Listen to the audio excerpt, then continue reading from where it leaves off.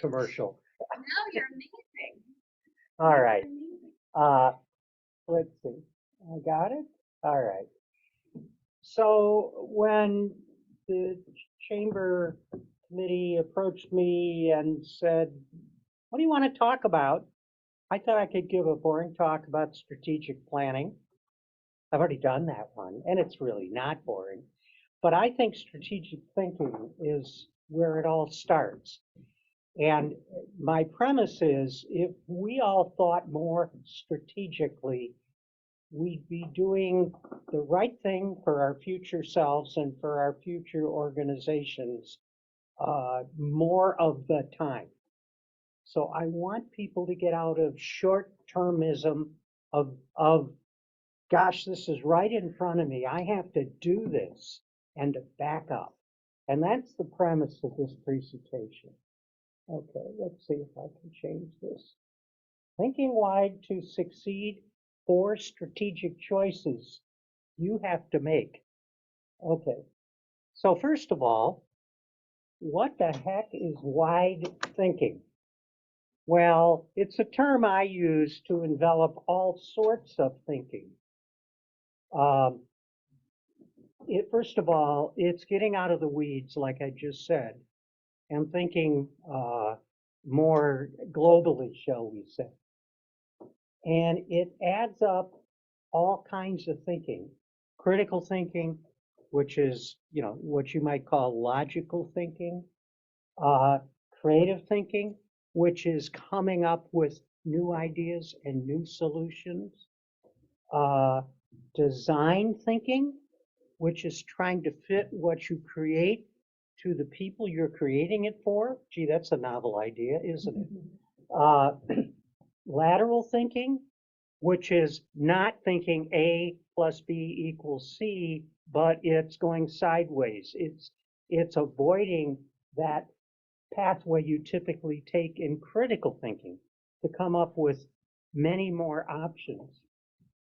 Systems thinking, which is the notion that we don't exist in a vacuum, that any action we take creates reactions, and those reactions create other reactions. So there's second order effects, third order effects, and root causes to things.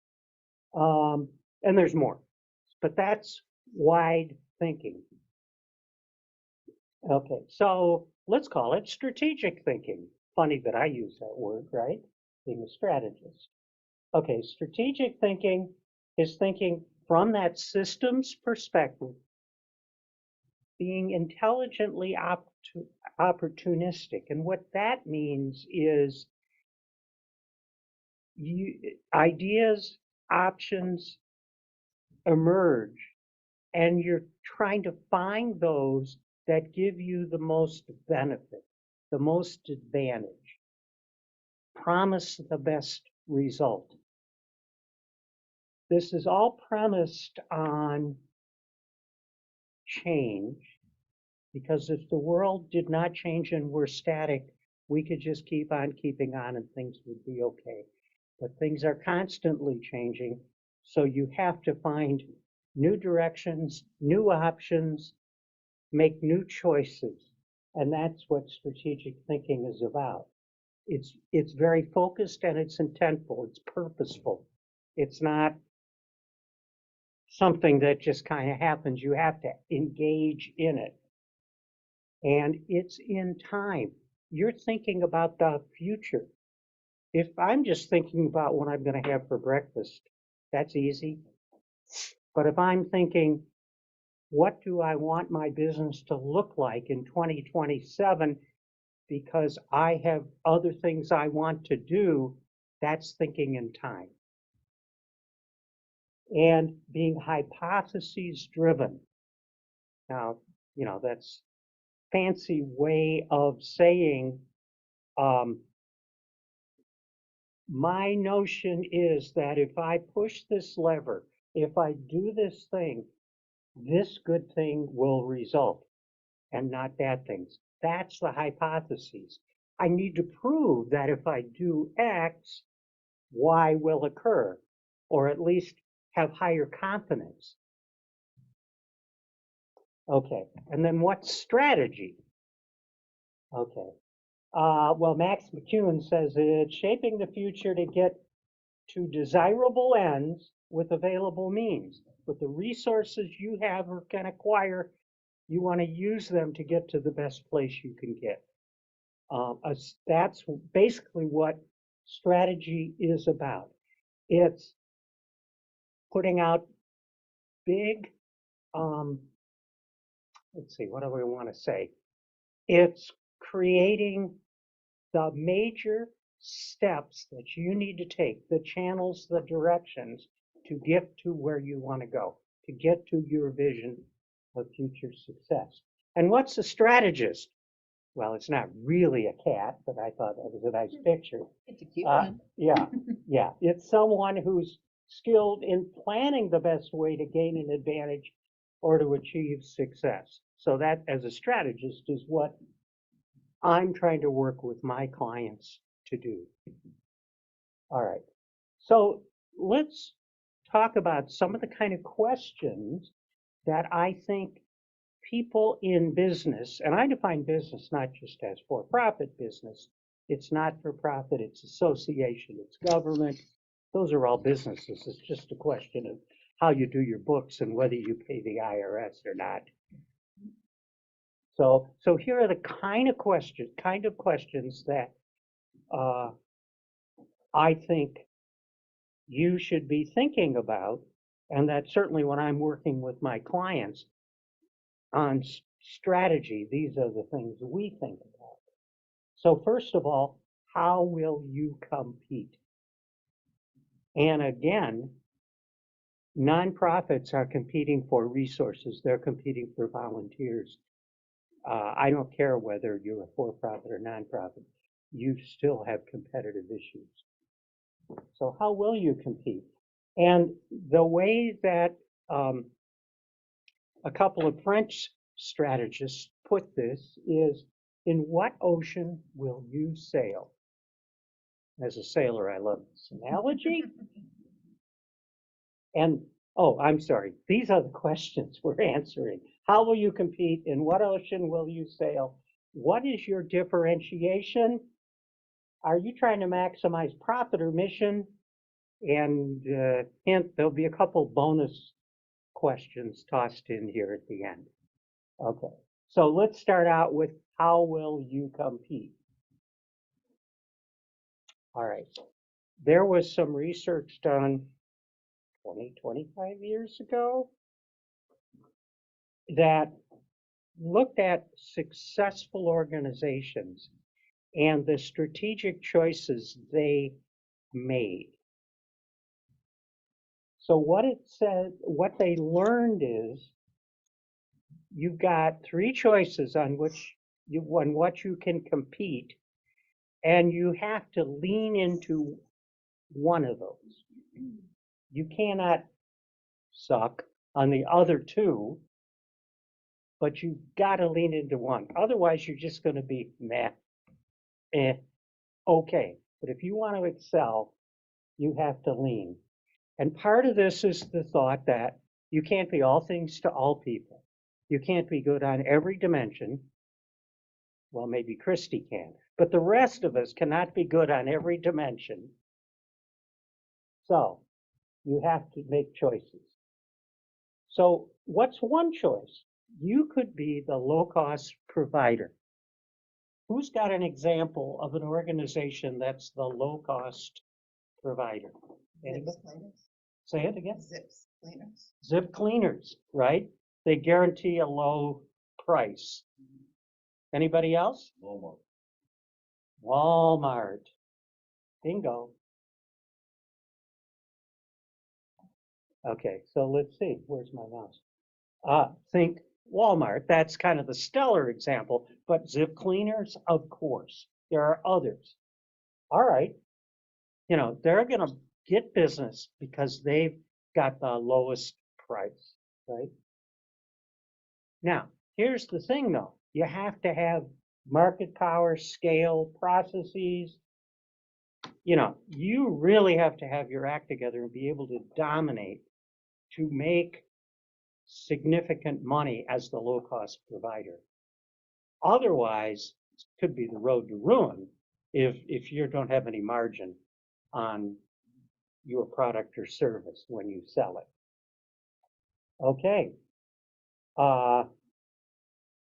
Okay, you can provide the best products and services. And besides that logo, give me an example of an organization that has stellar products and services.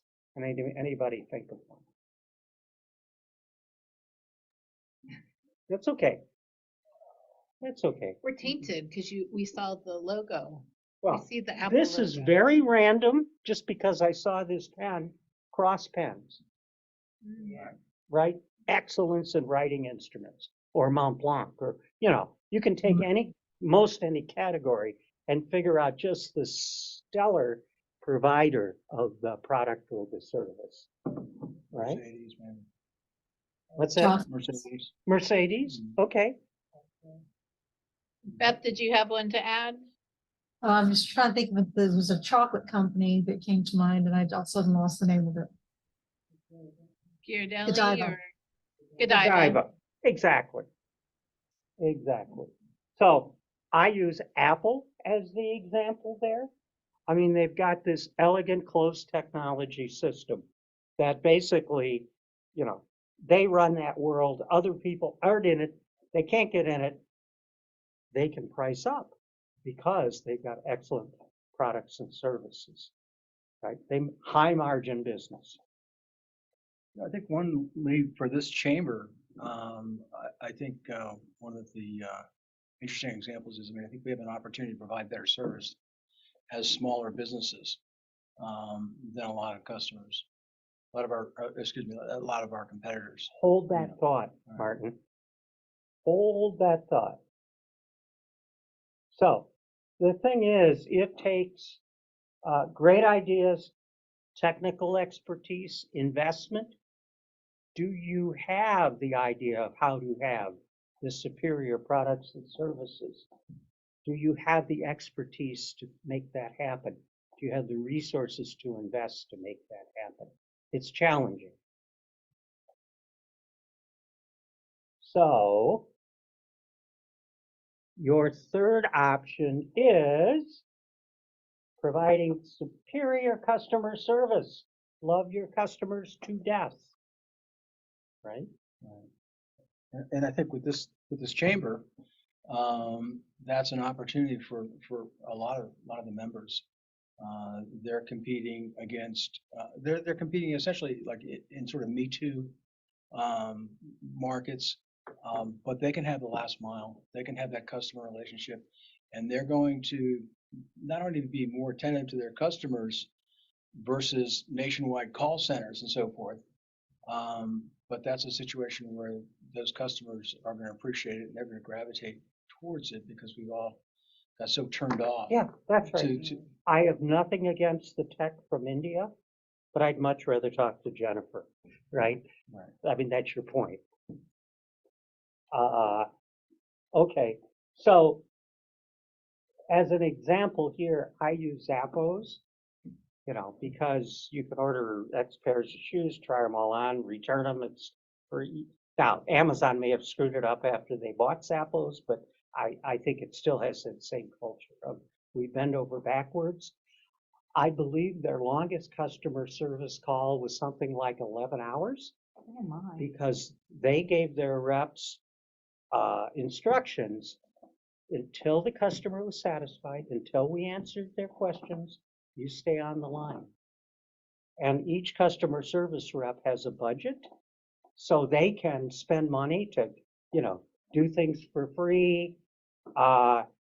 Tony, the guy who founded the company, and his buddies were out on the town somewhere, and they wanted a pizza, and they didn't know where to order a pizza, and Tony told the other person, call Zappos customer service, don't tell them I told you to call them. He called them and said, hey, we're in Raleigh, where do we find a pizza at 2 a.m? And they said, oh, I can take care of that, and they sent him a pizza at 2 a.m. That's that kind of, it might be an apocryphal story, but That's the kind of customer service that Zappos offers, right? So we could aspire to serve people that way. The, um, Beth had a comment in the chat. She Yeah. said, but customer service, customer care is not always going to win the business. You'll hold on to it. well, that goes to my statement that you cannot be bad on the other dimensions. If you're leading with customer service, deliver it. You've got to have the superior culture and superb systems. So you deliver it and deliver it consistently. But if you're extraordinarily high priced, or if what you're delivering is crappy, then of course you're not going to do well, right? But you really have to choose, because maybe IBM can do it all the time to everybody, but normal organizations cannot invest up on every dimension and excel on every dimension. It's improbable. So choose and choose wisely. Okay, now we get to those French strategists. And by the way, Kim, when are we ending this? Just so I don't lose track of time. Around 10? Around 10. That's what I thought. I wanted to be sure. Okay. So you've got to choose what ocean you're going to sail in. Okay. And basically, are you going to sail with a fleet or chart your own course? Either choice has risks and opportunities. Okay. You can sail the red ocean. Now, I really wanted to show, what are they? Masted sailing ships from the 1700s trying to outgun one another. Mm. I couldn't find a good picture, so this happened to be a race, sailboat race that I was in, but cool picture, but obviously it was hard fought. So think of a hard fought competition. And so the red ocean, the reason everybody's there is because that's where perceived you will find what you need. That's where the perceived opportunities are. That's where everybody else is. So why wouldn't you sail where everybody else is? Do you fish where everybody else is fishing under the theory that they are catching fish? Or do you go off and try and fish someplace else? Red ocean is, I'm going where everybody else is because that's got to be where the money and the customers are. So you're slugging it out with everybody else. Or will you sail the blue ocean? Right? In unexplored seas, you may discover unique success or not. And I have to see if I can see my preview because I don't remember. Here we go. All right. I'm going to back a slide for good reason, because I do want to say, okay. I've got to set up my screen so I can see it. Sorry. So when you sail in the red ocean, you are saying, we're going to do what the competition does, but we're going to do it better. Right? That's the premise. The premise is we're going to offer tax services, which tons of other people offer, but in some way, we're going to do it better. We're going to differentiate somehow and get people to come to us rather than all these other people offering tax services. And the question there is, you have to, or the issue there is, you've got to invest. You've got to come, it's going to take, it's a crowded market, so you've got to get visibility. You got to make sure that you're differentiated in some way that's meaningful. So it takes investment, it takes resources, firepower. You need to outgun the competition, or at least hold it at bay. So you're slugging it out, right? Markets, this young man, Martin, not Margaret, Martin is slugging it out with other people that want to take your data and your devices and so on and decommission them in a way that they can't be used against you or in any nefarious way, right? There's others, so you've got to stand out in that crowd. All right. So in the blue ocean, going it alone sometimes seems better. These strategists, and there's a book called Blue Ocean Strategy, and then there's a follow-up book I don't have the title of here that they've written that you might find interesting. They encourage, don't do the same thing as market leaders in the competition. Find some open market space or niche that is uncontested. Southwest Airlines, for example, created a whole new way to run an airline and fly people around. They basically viewed it as a bus service, right? Everybody else had these, this is what an airline is. We're like, Pan Am, I'll pick one that went out of business, right? No, Southwest said, no, we're going to be a bus service in the air. They found open market space, and obviously it worked out very well for them. Now, it seems compelling to find blue ocean, and there's no competitors out there. First of all, you got to identify the space, an innovative product or service that isn't duplicated, that really is innovative. You got to launch it. And the problem is, you're way out in the lonely ocean. Does anybody even know you exist, right? How do you get visibility, the profile that you need? And you've got to attract customers, build scale without competitors rivaling you. I use Tesla and Musk as an example here. When he basically said, I'm going to dominate the electric car market, he didn't have factories, he didn't have engineers, he didn't have any of that.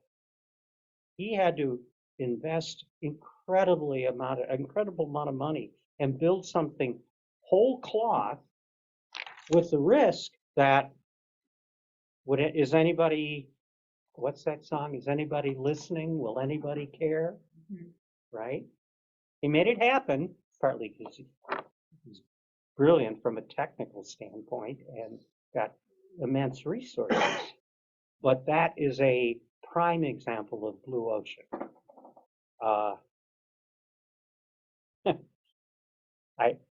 Those who follow solo sailing, and I've read every book I can find on solo sailing, know the stories of the boats and the sailors who've set off alone and have never been seen again.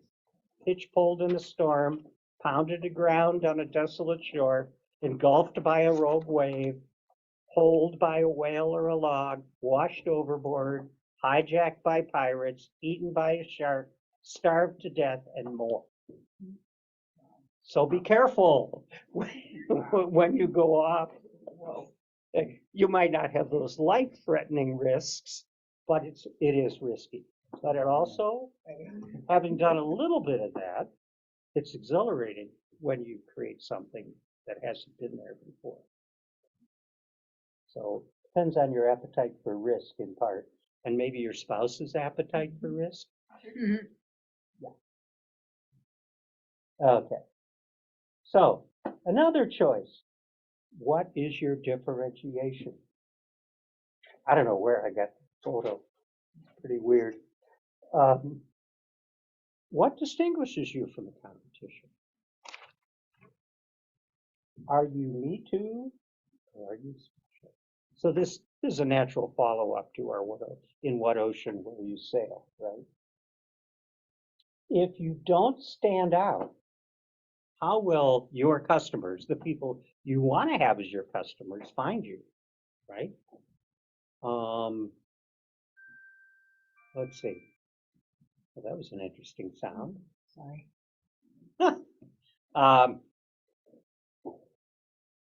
you know, when you walk the cereal aisle, I don't know why I thought of that, but that's a perfect example, right? It runs the whole length of, it's a full aisle lots of times.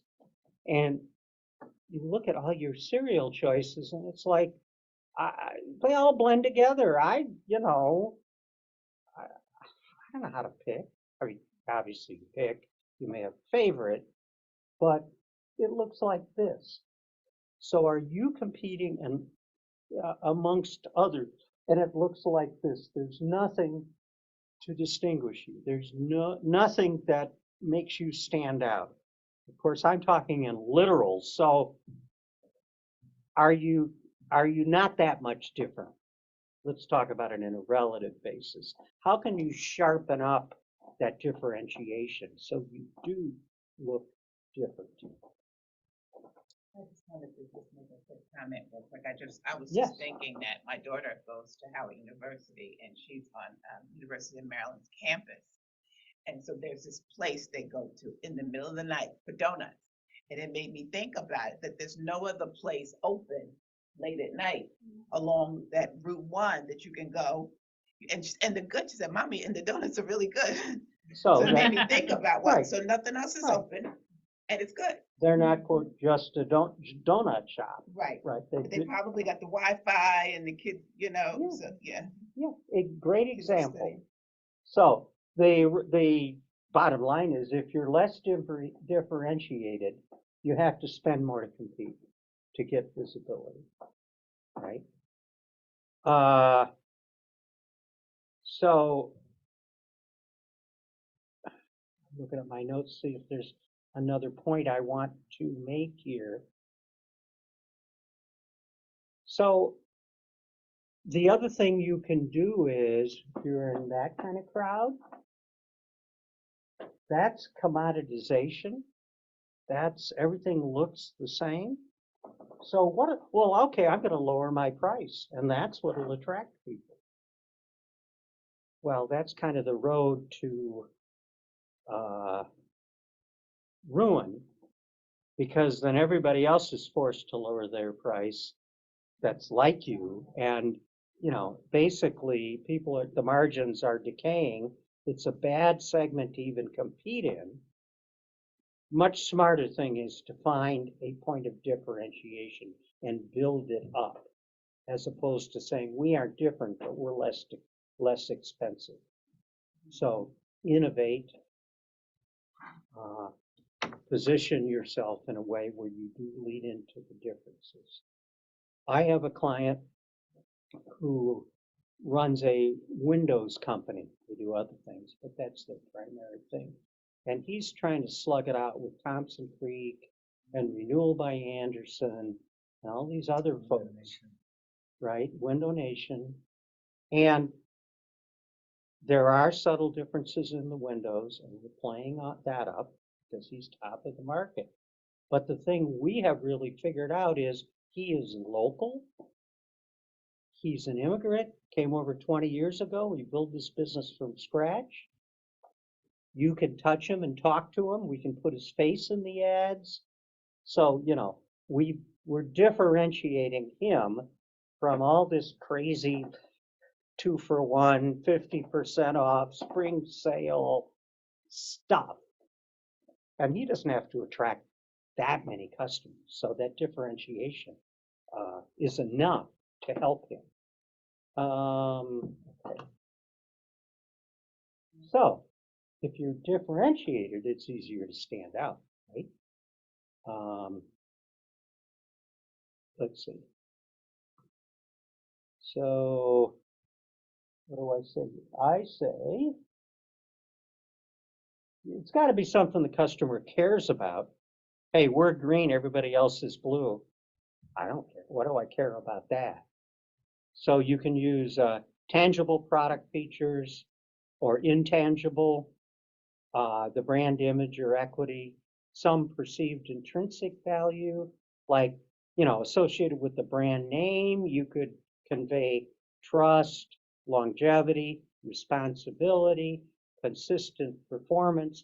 Those are the intangibles. So you have the choice, you know, actually be different in terms of how the service is constructed or how the product functions, or be the more trustworthy, the more consistent, the more reliable, the more personal, the more local, the more whatever, right? You can lean into those to differentiate, as opposed to just trying to drive down the price. Right? How many times have you heard people say, "Oh man, sales aren't that good. We probably need to put an offer out there, 10% off, 2 for 1, buy now, pay later." That's a very typical response. For a lot of companies, they'd be quite differentiated if they actually found out what the customer cares about. Are you talking heresy here? Yeah, what does the customer care about? What are their wants, right? What do they value? Smart. I think one thing chamber members should think about too is like, particularly talking about the intangibles, is environmental consciousness. I mean, that's one, for example, like in our business, we provided tree saver certificates, based on tracking how much people were shredding. The fact that everything that we've ever destroyed has been recycled. It's not the type of situation where everybody cares, but there's somebody that cares about that. And you can do that without too much effort in a lot of businesses. Agreed. So to your point, Eric, here's what I've written in the past. The tangible features of the product or service might be obvious, but the weight the customer places on these features is not so apparent. And the intangibles, the perceived value, are even harder to pin down. This is an argument for going to the customer first. Consult existing research, survey, crowdsource, tweet, test, watch, listen, whatever will add to your understanding of what your product or service delivers, tangible and intangible, and what you can build more value on, and what differentiates you from the current and potential competition. Yep, exactly.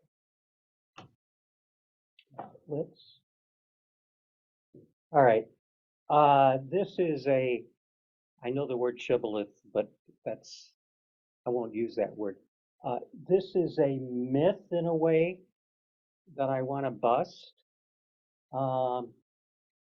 So when I encounter a potential client or just someone I'm talking to about their business, or when I first onboard someone, I ask the question, so what are you after? What's your vision?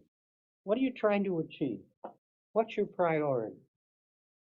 And I get back one or two answers. Revenue and I want to make a lot of money, right? They might give me a top line, achieve this. They might give me a bottom line, achieve this. Fine, that's your priority, making a lot of money.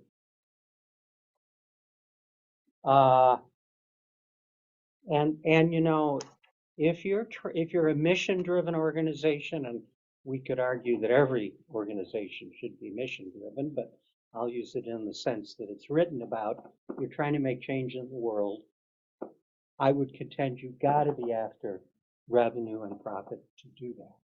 Again, how we count the profit will depend on whether we're taxed or not, but it doesn't matter. You're trying to, amass resources to make change, invest resources to make change.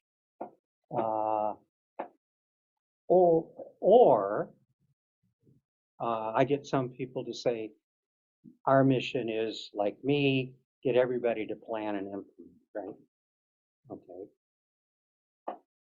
Well, I'm actually saying this backwards, but my slides are backwards from what I'm saying. The point here is, if you're trying to make a mission, you better be after revenue and profit. If you're trying to get revenue and profit, you better fulfill a mission, because nobody's going to give you money if you aren't mission driven. And I would contend every organization has a mission, and they should be driven by fulfilling that mission. Otherwise, they're just playing at it and they probably won't be that big success they want to be.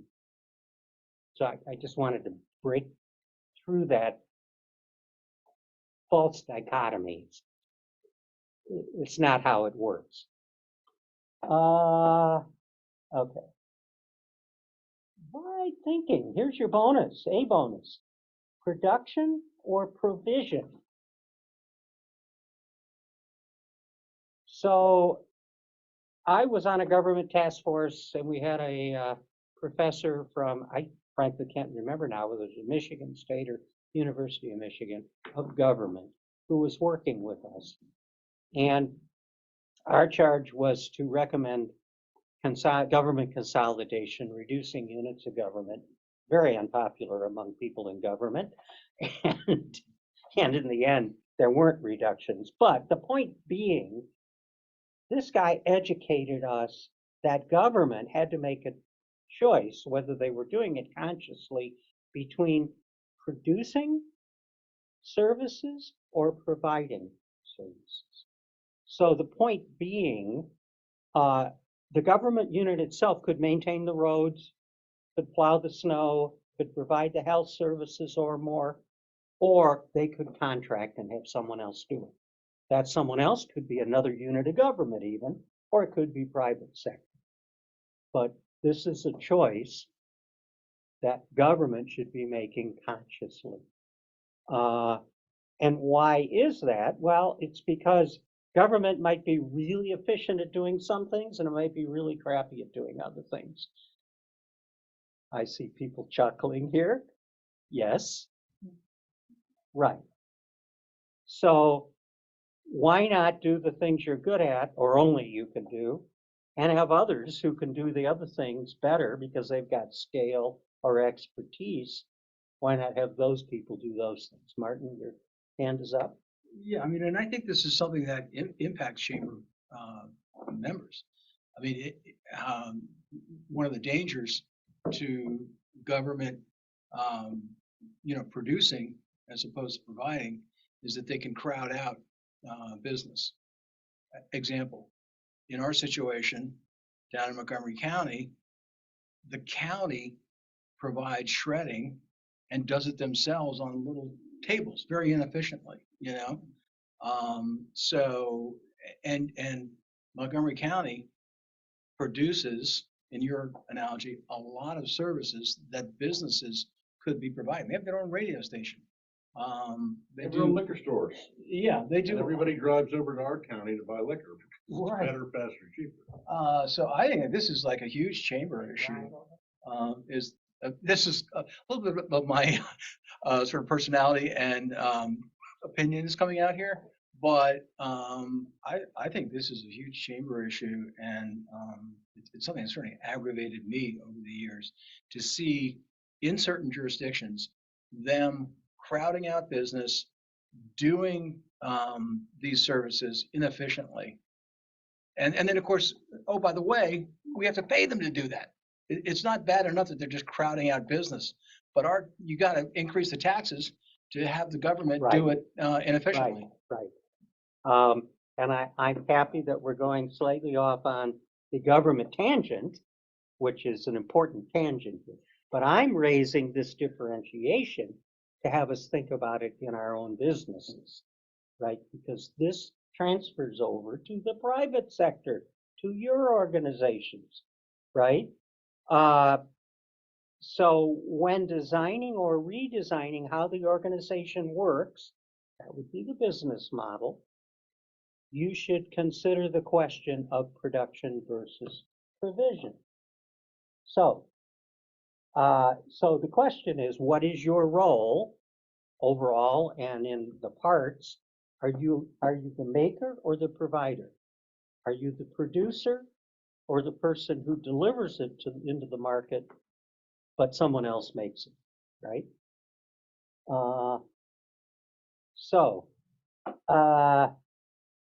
Making your products or services gives you full control, right?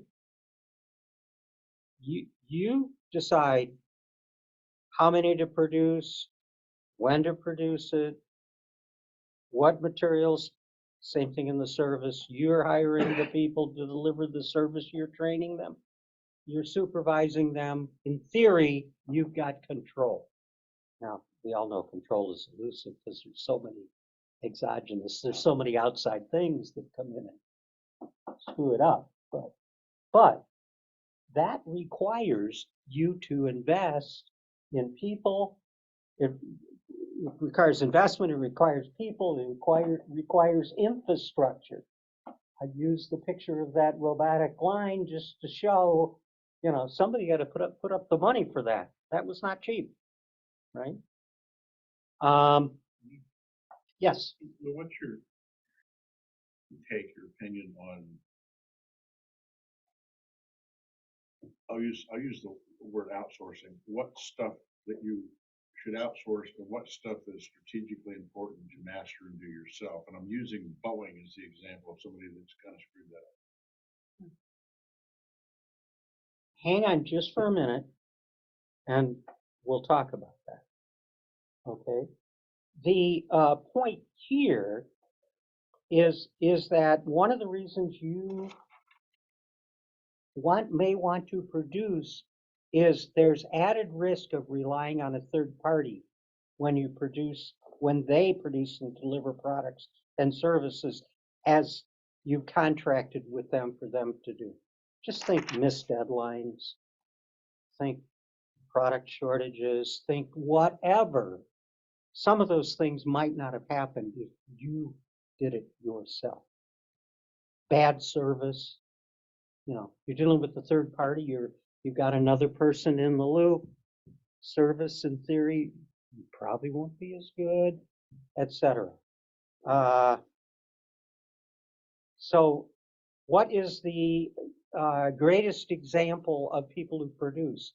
It's vertically integrated organizations, right?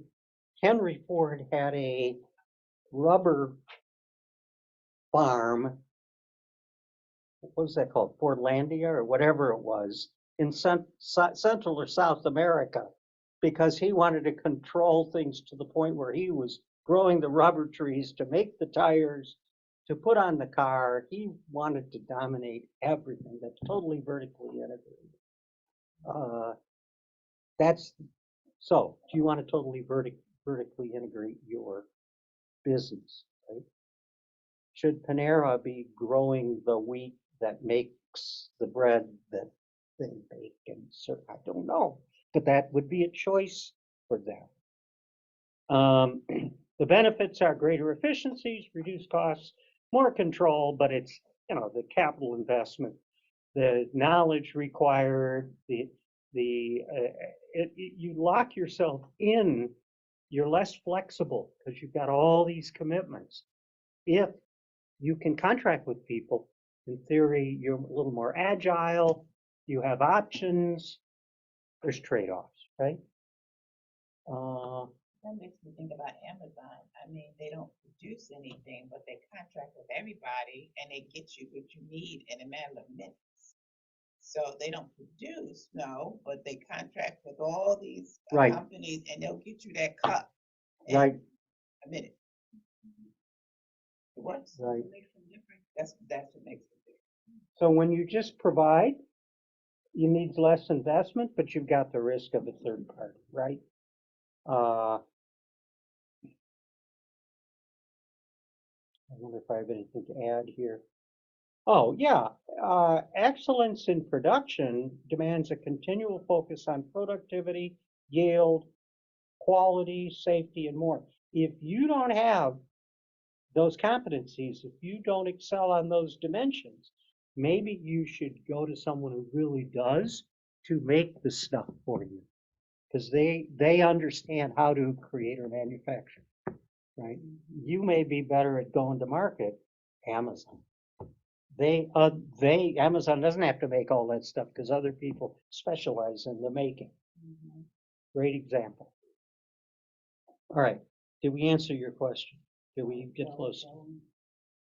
Yeah, so clearly some companies use outsourcing well. And I think it's as much a cultural thing, how you interact with people. Boeing is doing it very badly and killing people. Their third-party stuff isn't working well. They've had a door blow off, and they're saying that was their third-party people. They've been arguing for years. They have contract problems. Something's not working in this. 10 years ago, they made a massive commitment to outsource, maybe too much. You know, they're an airplane company that doesn't make their own fuselage. So what are they? I'm just asking the question because it brought it to mind that what should I do in-house versus what should I do by finding a better, you know, purveyor to do it. Right. Tesla's making a similar thing. He's taking more in now, batteries and stuff, because he needs to control that. Right. Right. Right. But it's also been hundreds of billions of dollars of investment. I don't think there's any easy answer. And when you point to a Boeing, that is such a complex think of it as a product, that there probably has to be a decision made at each point. Can we do this well? Do we have the resources to do it well? Or can we rely on a third party to do it well enough, on time enough, that that's a good decision? I don't know how to make that except by getting down in the weeds with the specific organization. But in terms of our simpler businesses, is this where I should be spending my time, or should I have a VA posting content for me? I can do it, but that's not a good place to spend my time. She probably has more expertise than I do on posting because she's doing it for a bunch of other people. So I'll outsource it to her. And all of a sudden, I've got a profile on LinkedIn because now it's happening. So, I mean, that's a very simplistic response, but that's the kind of thinking this suggests we should be doing. Well, that's what I mean by resources, right? Yeah. Well, then should you even be doing it at all is then the next question. Right. Here's another, and it's related. These are all kind of related questions. Are you better off finding and serving customers directly, or should you seek to attain faster, broader market access by working with a middleman, an intermediary, right? So, how do you go to market? Do you go direct to the consumer, or do you use an intermediary? Chambers going direct to market. Martin's going direct to market. The people who sell through Amazon, at least in that channel, Amazon's going to market. They can support that, but Amazon's the primary vehicle, right? So you've got a choice. How do you go to market? Lee, what would you consider a lead service? Would you consider that going through an intermediary? I suppose it's a hybrid, Yeah. because if you didn't have that service, if you didn't do anything else, you wouldn't have leads. So this is a hybrid. You're using them to some extent, and you're doing your own thing to some extent, right? Mm-hmm. You could do what they're doing to create the leads, but you probably can't afford it. It wouldn't make sense. Right. So you let them do what they're doing and take advantage of their expertise, scale, efficiency. Yeah, if you rely on others to take you to market, that's simpler to manage. So I used to be a publisher, and we would hire advertising sales rep firms, right? And they would go out and sell for us. They'd sell for other people, and we'd pay them a commission. But that's one of the problems. They took a cut of the revenue, and because they were contractors, we really couldn't control what they did day to day. And if they didn't want to tell us what they were doing, they really didn't have to, because of the regulations dealing with contractors. So there's a loss of control. And there's higher cost, but nonetheless, they had market access that we, just as a publisher, didn't necessarily have. So there was a trade-off there by going through that intermediary. Higher costs for customers.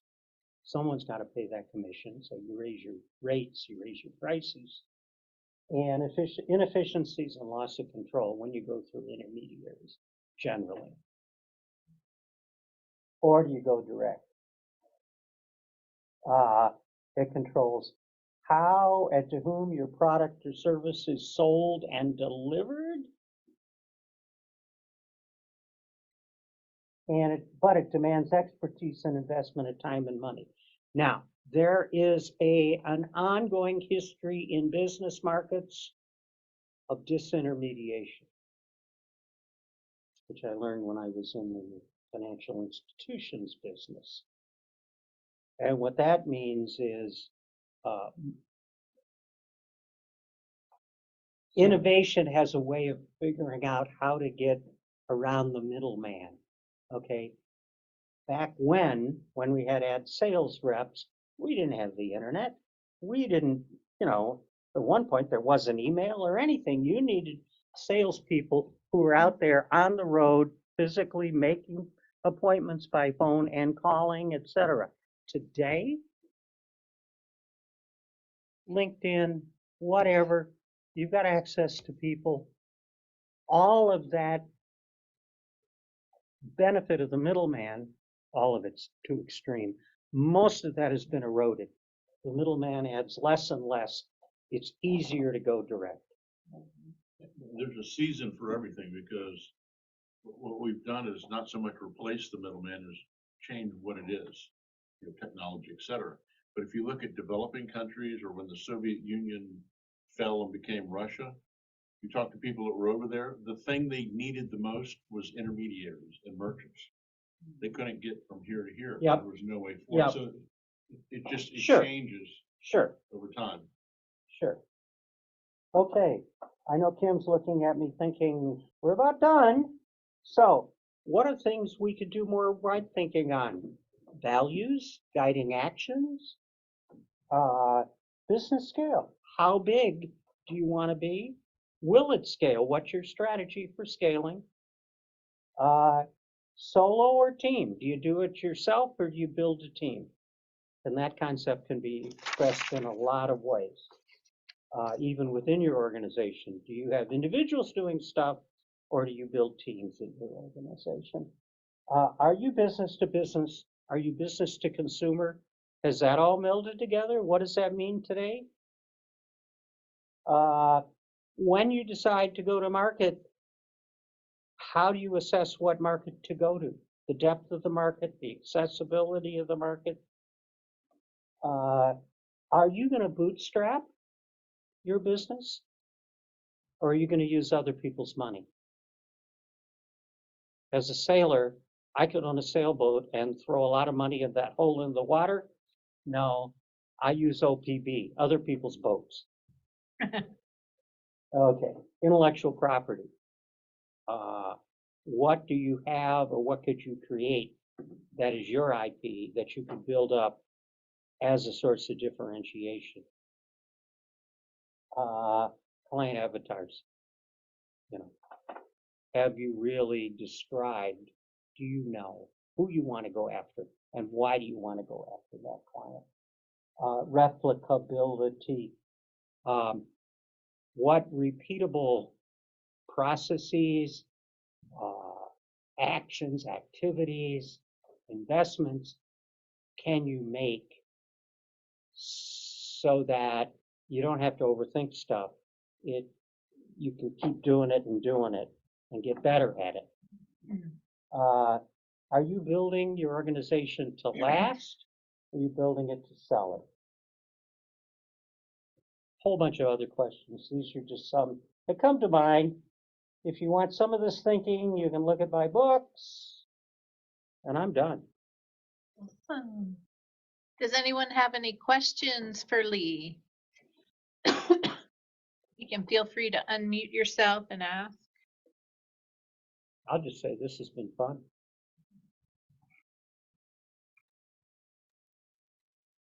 Thank you, Lee. Did you serve in the military as well? I did not. Is there some reference behind that question? Well, I was a sailor, so Ah, long time ago. So that's why I asked. So Okay. going back to, the customer, et cetera, many customers and clients don't know what they really want. And as I posted, a lot of realtors will tell you that every day. A liar is a buyer until they find the house that really fits. Same thing when it comes to business. In my industry, I'm a health insurance broker, and so many salespeople and so many consultants in the industry tend to look at people with dollar signs in their eyes, and all they see is, oh, that company's got money. We want that money. And we don't believe in treating people like cattle. We believe in treating them as if they really matter, because they do, and their employees matter. So the difference between what we do and what many other companies do is there. Again, and in the chamber, a lot of us work back and forth with each other to help one another because we see so much out there. So I'm glad that you were presenting today. Hopefully in the future, we can do for all of us at the chamber. great. Thank you, Beth. Yes. All right, Kim, it's yours. Anybody else? Any other questions for Lee? They asked while I was presenting. I think we caught all the ones in the chat, so I think we're good. Okay, well, real quick, I just want to thank all of our guests for joining us, those who are still on the line, and thank you to Lee for such a great presentation. Your seminars are always outstanding, so thank you. And we do have future webinars, like I said, coming up, so keep an eye on our website and our newsletter for more information on that, and we will share a video link and contact information with everybody who registered following the event. Again, thank you, Lee, and I'm sure Lee would love to answer any questions as follow-ups or set up one-on-ones. Absolutely. Yeah. Alrighty. Well, everyone, have a great day, and thank you again. Thank you. Stay warm, everybody. Thank you. Thank you.